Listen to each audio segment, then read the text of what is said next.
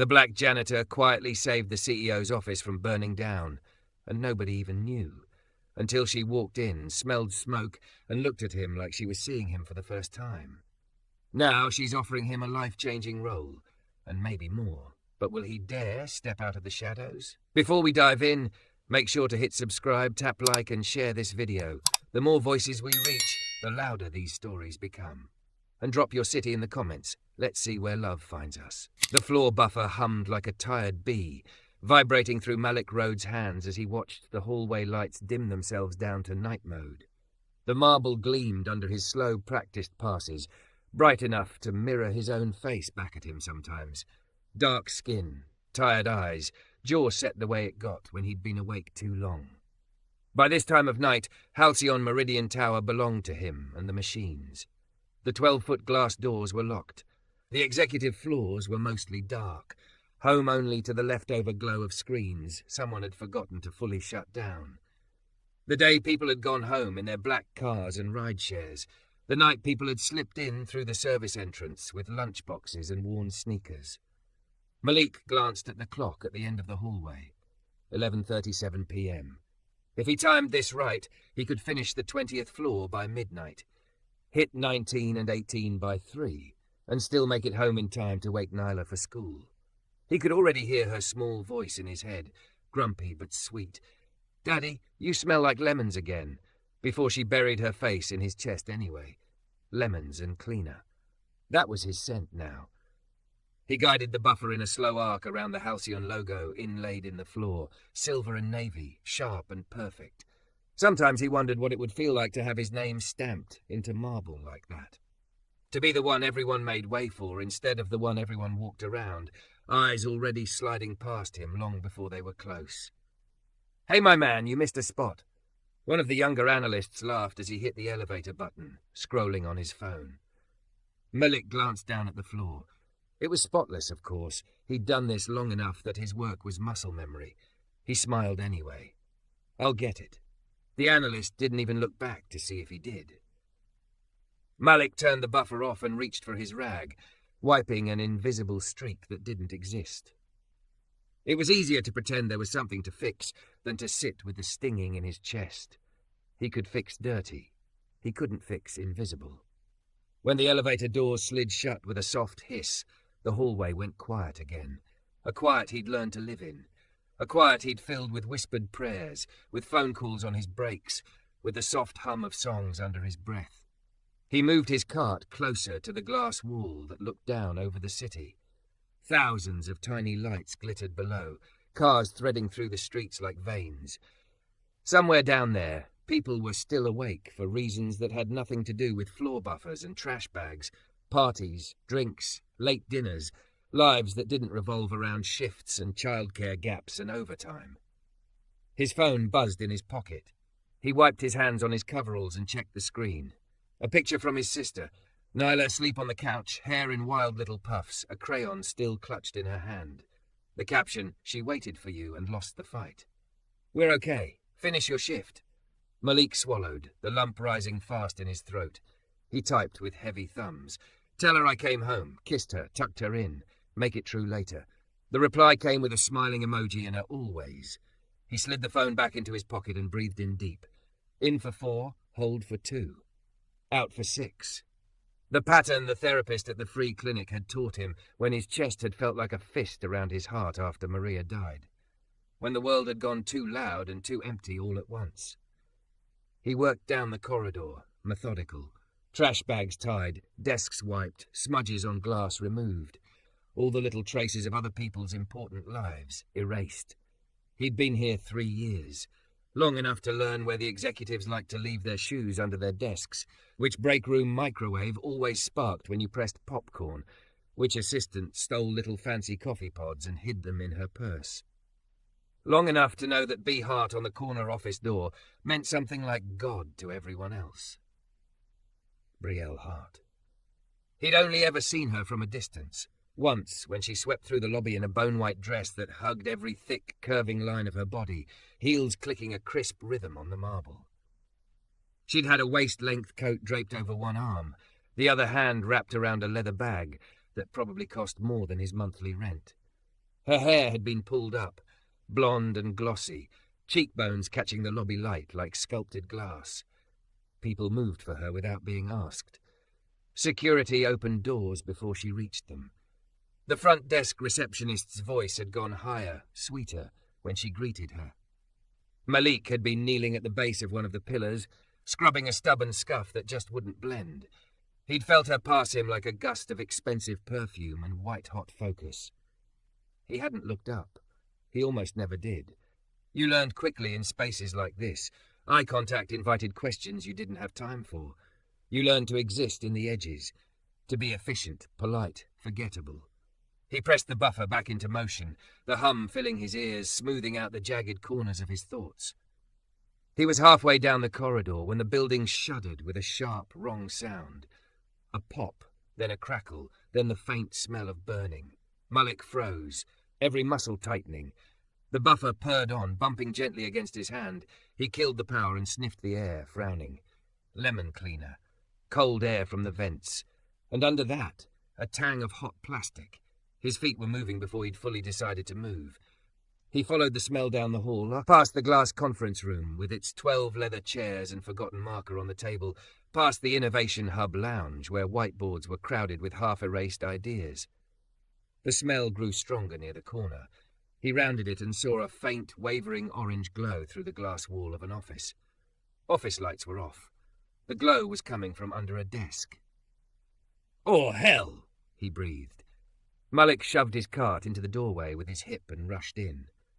The glow sharpened into a small but determined fire, chewing its way along a tangle of paper and plastic under the desk, where a trash can had tipped over against a surge protector crowded with chargers.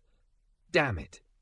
He grabbed the nearest thing he had, his mop, and knocked the burning paper away from the cords, heart pounding.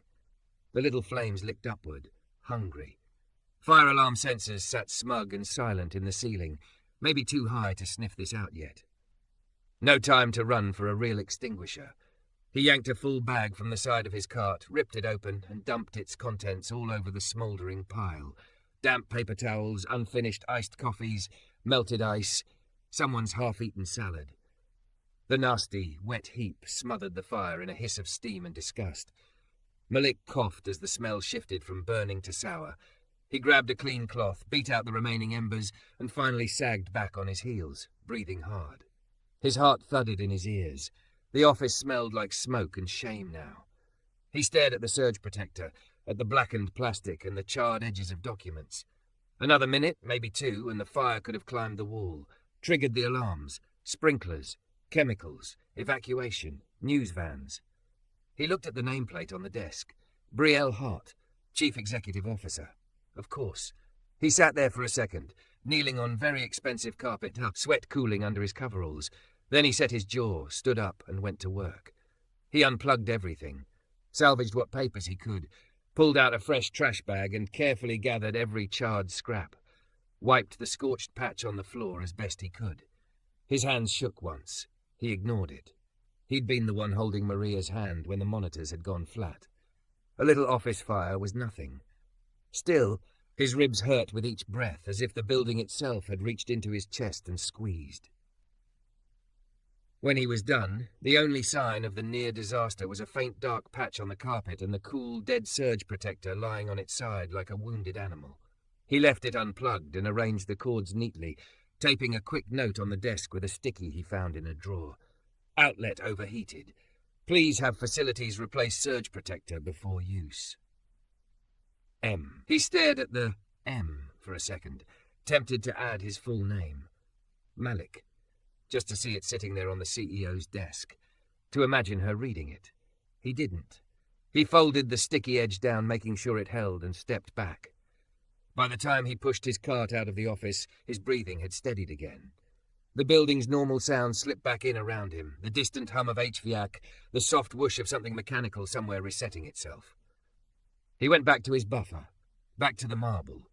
He had just started on the last stretch of hallway when the elevator at the far end chimed. That was strange. It was almost midnight. Most people came back for late work on 18 or 19, not this high up. The doors slid open. A woman stepped out, the light from the elevator haloing around her. Thick, curvy, the lines of her body hugged by a deep emerald dress that clung in all the expensive ways. Her white coat was draped over one arm, hair loose now around her shoulders in soft blonde waves. Her heels clicked a slow, tired rhythm on the marble as she walked. Brielle hot. Malik's grip on the buffer handle tightened, instinct snapping into place. Head down, eyes on the machine, become background. He bent over slightly, pretending to check the controls. Her perfume reached him first, something warm and clean and expensive, threaded with vanilla and something he couldn't name. He could feel her presence the way you felt an elevator arrive before you saw it. He kept his gaze fixed on the floor. Her steps slowed. "Excuse me," she said, her voice lower than he expected, husky from too many meetings or too little sleep. "Did something happen in my office?" Malik's head jerked up before he could stop himself. Her eyes were on him, not sliding past, not glazing over, blue and sharp and tired. Really tired. She was looking directly at him, at his face, at his hands still resting on the machine. For the first time since he'd started working here, the CEO didn't look through the janitor in the hallway.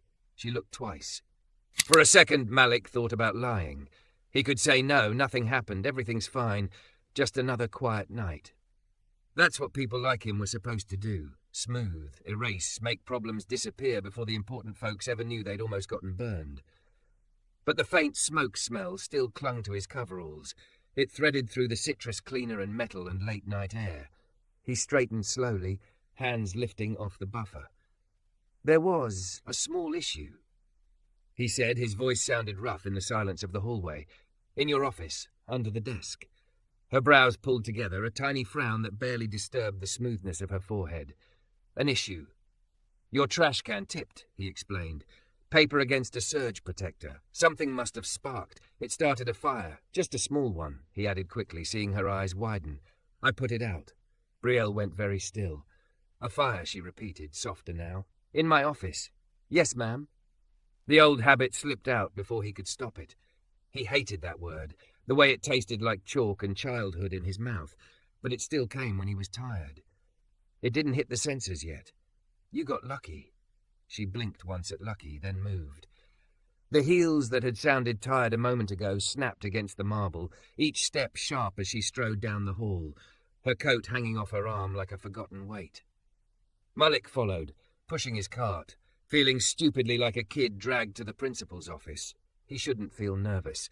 He'd literally just saved her floor from a crash course in fire protocols and insurance claims. But his stomach was still knotted by the time they reached her door.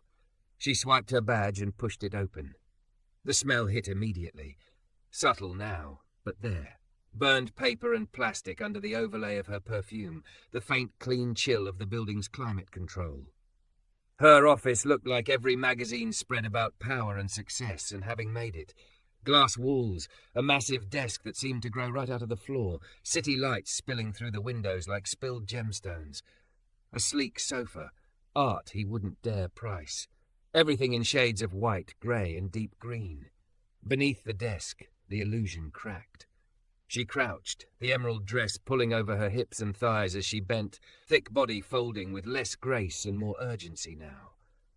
Malik saw the dark patch on the carpet, the damp mess he'd used to smother the flames, the scarred surge protector. Her fingers hovered just over the burned plastic, not touching. "How bad was it?" she asked quietly. "Bad enough that if I'd still been on 19... He stopped. He shrugged instead. It would have been more than a stain on the carpet. She looked back at him then. Up close, her face surprised him. Still devastating. Sharp cheekbones, full mouth, eyes like cut glass, but softer around the edges than in the photos he'd seen on the lobby screens. There were fine lines at the corners of her eyes, the faint smudge of a long day under her makeup. A small, nearly invisible scar near her left temple, half hidden by hair. "Thank you," she said. 2 words. Simple. They hit harder than he expected. "Just doing my job," he said, defaulting to the script that made everyone comfortable. "I'll put in a note for facilities to replace the strip, and you might want to spread those charges out. That outlet's probably seen better days." "You left a note." She reached up, found the sticky on her desk, read it quickly. "M," she murmured. "Malik, right? Your badge." She nodded at his chest. "Rhodes." He actually glanced down as if to check. "Yes." Malik. He wasn't used to execs reading his badge. They read screens, reports, names on email chains. Never the small plastic rectangle clipped to the chest of the guy who took their overflowing trash. Malik, she repeated, and something in her tone made his skin prickle. She said it like it mattered, like it had weight. If you hadn't been on this floor. Her eyes flicked to the city beyond the glass. He could almost see numbers running behind her pupils, damage estimates, PR nightmares, headlines. Like I said, he managed, shrugging one shoulder. Lucky. She stood, slower this time, smoothing her dress down over her hips, the fabric clinging and then settling. The coat slid a little on her arm. She caught it without looking, fingers deft and practiced. She turned fully toward him. How long have you worked nights here? She asked. The question startled him more than the fire. 3 years, he said, almost 4. And how many times have you had to put out fires no one saw? He hesitated. It wasn't really about flames, and they both knew it. Few, he admitted. Mostly it's leaks, overloaded outlets, space heaters someone hides under a desk, people spilling coffee on things that should never meet liquid. For a heartbeat, the corner of her mouth twitched. Not quite a smile, but close. Then her gaze sharpened again, assessing. You logged it? She asked. He blinked. The fire? Yes. Incident report, internal system, whatever you use. He shook his head. Didn't have time yet. I wanted to make sure it was fully out before I left the floor. And no alarms, no injuries, no actual damage to equipment. Sometimes they prefer we don't clutter the system with things that never became big problems. They, she echoed. Who's they? He swallowed. Supervisors. Day shift. People who look at reports and say, why are you making noise about something that didn't happen? Silence stretched. Brielle walked around her desk, fingers trailing lightly along its edge. She sat in her chair with a sigh that sounded like someone whispering, I'm so tired, in a language only the room understood.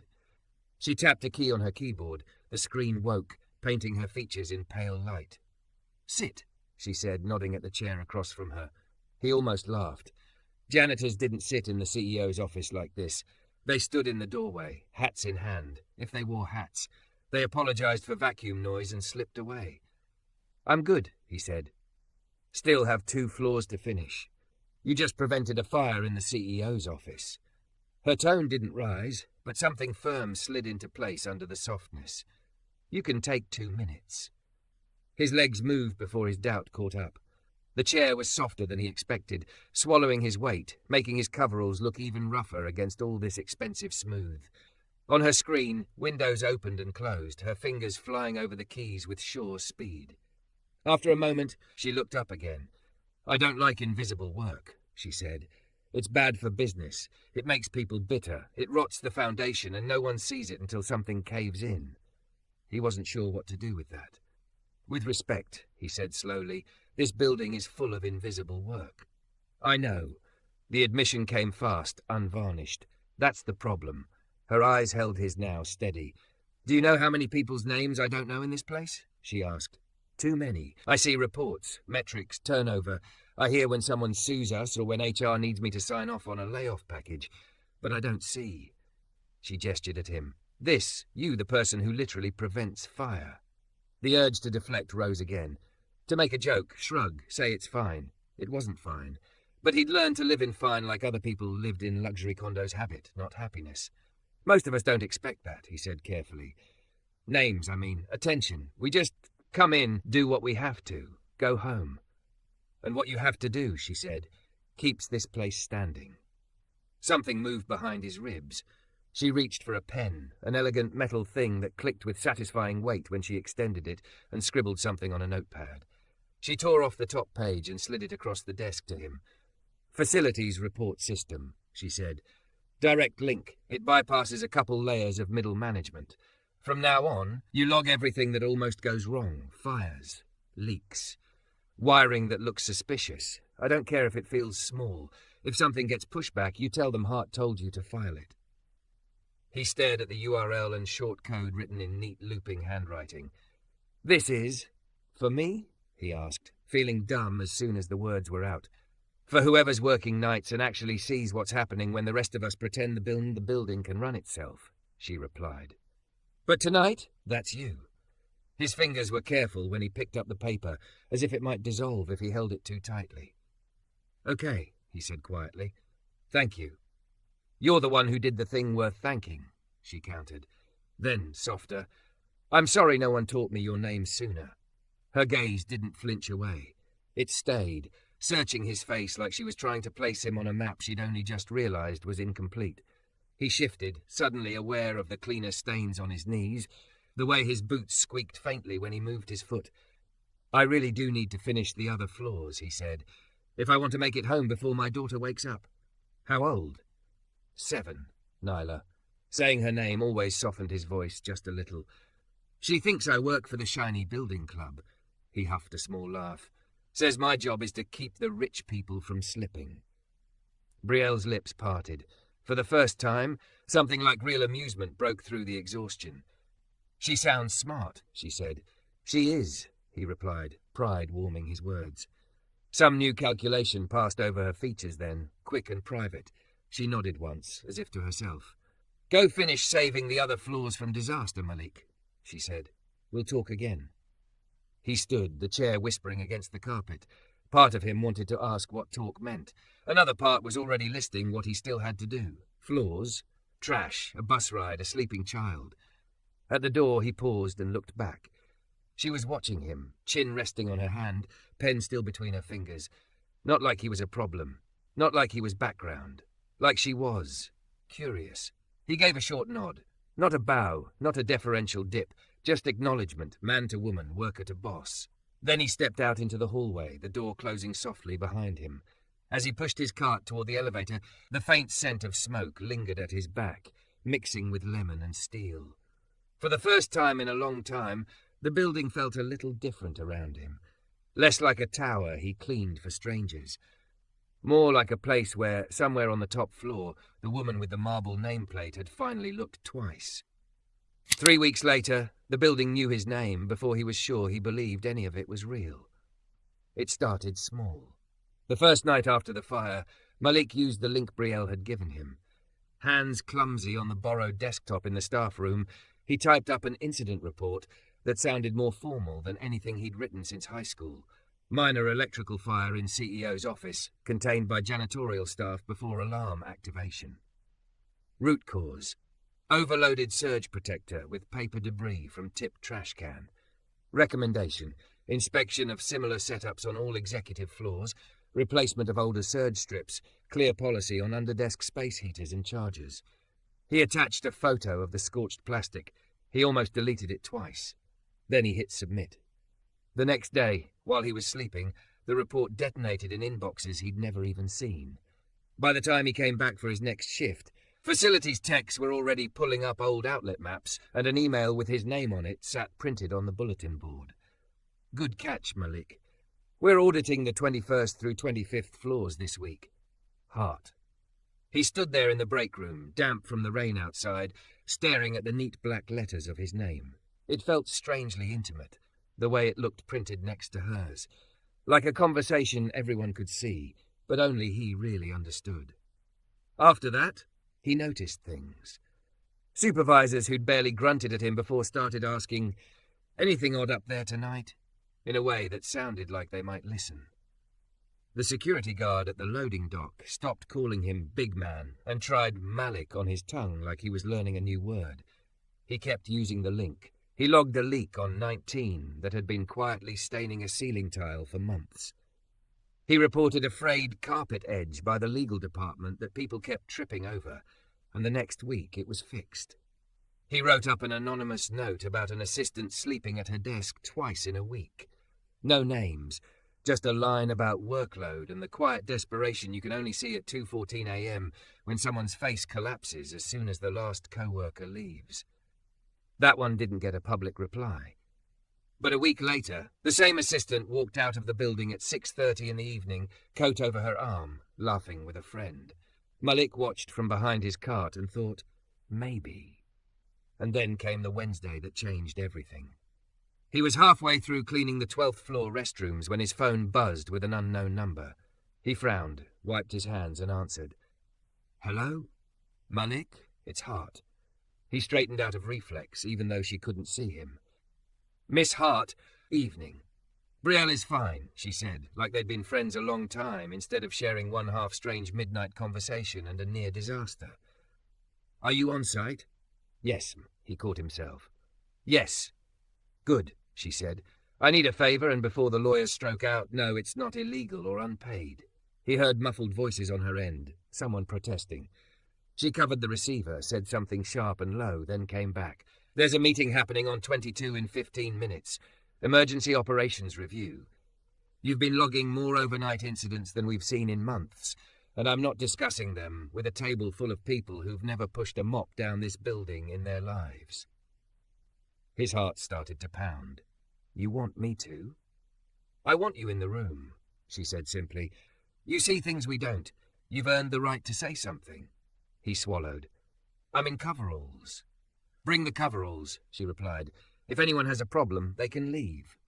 He almost laughed, just a short, disbelieving puff of air. Okay. 22, Conference A. 15 minutes, she said. Then softer. Don't let the suits scare you, Malik. They work here. So do you. The line clicked. He stared at his phone for a second, the reflected fluorescent light making his dark skin look almost grey. Then he looked at his reflection in the bathroom mirror. Tired eyes, a thin new line between his brows, the Halcyon logo on his chest. The mop leaning beside him, the cart heavy with supplies. He thought of Nyla, of her drawing of Daddy's shiny building club taped above her bed, of the night he'd watched smoke curl up from under a billionaire's desk and realised just how fragile Fine really was. He rinsed his hands, dried them, and went to the elevator. Conference A was all glass and angles, the kind of room where big decisions were usually made about things he never touched directly, but always ended up cleaning around. There were already 8 people at the table when he walked in, suits of every shade of navy and charcoal, laptop lids open, coffee cups sweating rings onto the polished surface. Conversations dipped as heads turned. For a beat, no one moved. Then Brielle stood. She was in another dress that hugged every soft, powerful curve, this one a deep wine colour, her blonde hair twisted up in a loose knot that had definitely cost more than the rubber bands his sister bought at the corner shop. The dress was formal, but there was a jacket tossed over the back of her chair and her heels were off under the table, bare feet flexing on the carpet. Business goddess above the table, exhausted human woman below. Everyone, this is Malik Rhodes, she said, like it was the most normal thing in the world. He works nights. If his name looks familiar, it's because half the incident reports you've ignored for the last 3 weeks have his initials on them. There was a scatter of uncomfortable chuckles. A man in a tight tie frowned at his laptop. A woman with sharp glasses adjusted them, studying him with open curiosity. Malik fought the urge to apologize for existing. He nodded instead. Evening. Take a seat, Brielle said, gesturing to an empty chair near the middle. Not at the end, not in the back by the wall, in the thick of it. He hesitated only a second before sitting. The chair felt wrong under his coveralls and heavy boots, but he planted his feet and kept his shoulders square. The meeting started. Numbers flicked up on the wall screen. Maintenance costs, insurance premiums, some graph about incident frequency. People talked about mitigation and exposure and acceptable loss ratios. It wasn't his language. Not at first. Then one of his own photos appeared, the scorched surge protector from her office. Then the leak-stained ceiling tile. Then a close-up of that frayed carpet edge. Most of these never escalated, the tight-tie man said. We're already above industry standard on safety. I'm not sure why we're bringing night shift staff into operations strategy. No offence, he added, glancing at Malik like a person might glance at a stray dog they didn't want to step on. None taken, Malik said quietly. Depends what you mean by strategy. Brielle's gaze flicked to him, almost a smile, like she'd been waiting for that opening. Go on, she said. Malik cleared his throat. The room's attention was a tangible thing, pricking at his skin. I don't know your charts, he said. I know what floors sound like at 3 a.m. I know where we step around the same loose tile every night because the work ticket keeps getting bumped. I know where the motion sensors don't pick up movement, so the lights cut out with someone still in the stairwell. I know the rooms where people fall asleep at their desks more than they go home. A different kind of silence fell. Less skeptical, more listening. From up here, he gestured vaguely at the graphs, those things aren't big. No one died. No sirens, so they look like noise. He met Tight-Tie's eyes. From where I stand, they're the difference between this building being a place that keeps people safe while they work too much and a place that's one bad night away from a headline nobody wants.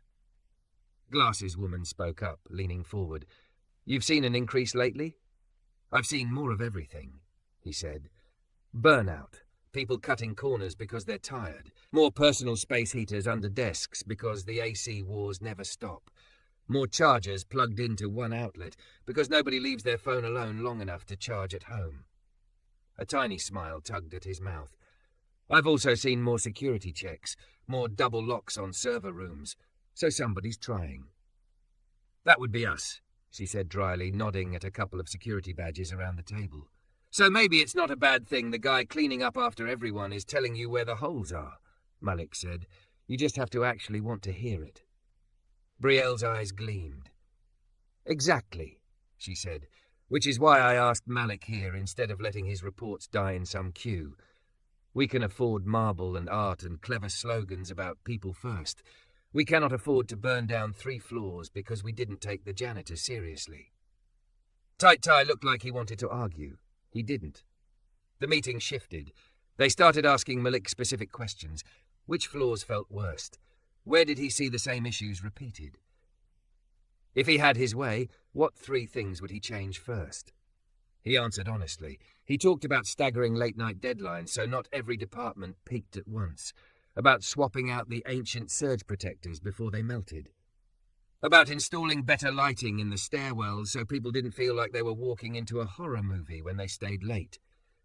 By the time the meeting ended, his throat was dry and his palms were damp, but the knot in his chest had loosened. As people gathered their things, a couple of them nodded at him. Real nods, not just polite head ticks.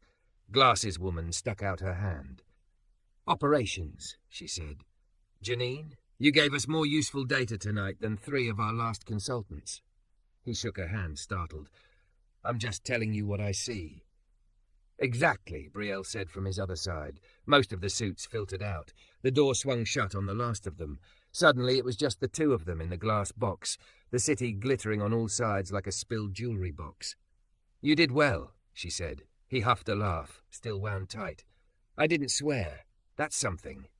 Her lips curved. You made my VP of Risk Management shut up for 30 full seconds. That's priceless. He looked at her then, really looked. The dress hugging the solid fullness of her hips and thighs, the way her curves didn't disappear even when she sat, but owned every inch of space she took. The faint smudge of mascara under one eye, the tired set of her shoulders. You look beat, he said before he could stop himself. Honesty again, she murmured. Dangerous habit. She sank back into her chair, looked up at the ceiling for a moment, then back at him. I've been running this place like the people who built it before me, she said. From the top down, everything about optics and quarterly calls. Tonight made me realize how much of the building I have never actually seen. You've seen it, he said, just not from my side of the mop. Something softened in her gaze. Come here, she said, gesturing to the window. He joined her at the glass. From here, the reflections layered over the city, his dark figure beside her thick, pale one, the curve of her shoulder almost brushing his arm. The contrast made something low and electric flicker in his chest. Everyone looks at this and sees power, she said quietly. Deals, value, ego, if we're being honest. She turned her head, studying their joined reflections. I want to start seeing the people who keep it from falling apart. She angled her body toward him, hip grazing his leg. The contact was accidental, then not. She didn't move away. I've been thinking, she said. We have no formal role for someone who actually bridges nights and days, someone who speaks both languages. He frowned. Like a translator? Like an operations liaison, she said. Night operations coordinator. The title's negotiable. But the idea is this. You keep doing what you do best, seeing what the rest of us miss. Only now you get paid to bring it into the light. Daytime meetings, direct access to my team, a raise, some training if you want it. Maybe fewer nights away from Nyla. His heart lurched. You want me to? He couldn't even finish the sentence.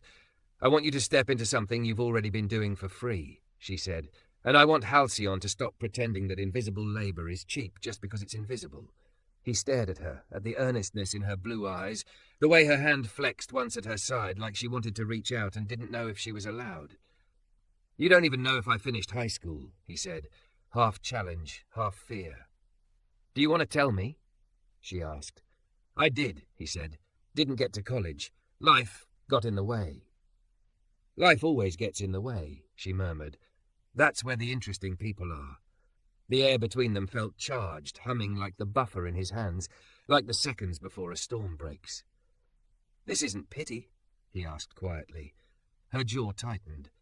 "If it were pity, I'd write you a nice check and send you back to the 12th floor. This is me realizing that if the foundation people stand on isn't safe, it doesn't matter how high I stack the glass. I need someone who sees the cracks before they turn into headlines. You already do that. I'm just catching up." He let out a slow breath he didn't know he'd been holding. "And if I say yes?" he asked. Her smile brushed the edges of something warmer now. "Then we talk to HR tomorrow, and I start getting used to seeing you in more than coveralls." His mind flashed an image he wasn't prepared for. Himself in a button-down, maybe a jacket, sitting across from her at this window with a mug of coffee instead of a mop. Her laughing at something he said, head tipped back, the curve of her throat exposed. Heat crawled up his neck. "And if I say no?" he added because he had to know. "Then I will respect that," she said simply. "You keep working nights, I keep reading your reports, and I keep trying to be the kind of CEO who looks twice, even if the person I'm looking at tells me to mind my own business." A laugh escaped him, surprised and sharp. "You mind your own business. That'll be the day." Her hand finally moved. Not to grab him, not to stake some claim, just to rest, light and warm on his forearm. The contact was gentle, careful, hover, ask, place, steady. He felt the question in it more than he heard it. "Malik," she said softly, "whatever you decide, I see you. I don't plan to unsee you." His throat went tight. He covered her hand with his, palm to pale skin, the difference stark and somehow right. For a moment they stood like that, two silhouettes in the glass, thick, curvy executive and broad-shouldered janitor, the city spread out at their feet, the building humming around them. He thought of Nyla, of telling her that the shiny building club had finally learned her dad's name, of the way his chest would feel saying it. "Yeah," he said at last, voice rough. "Let's talk to HR." Her smile bloomed slow and real, softening her whole face. In the reflection, they looked like something neither of them had words for yet.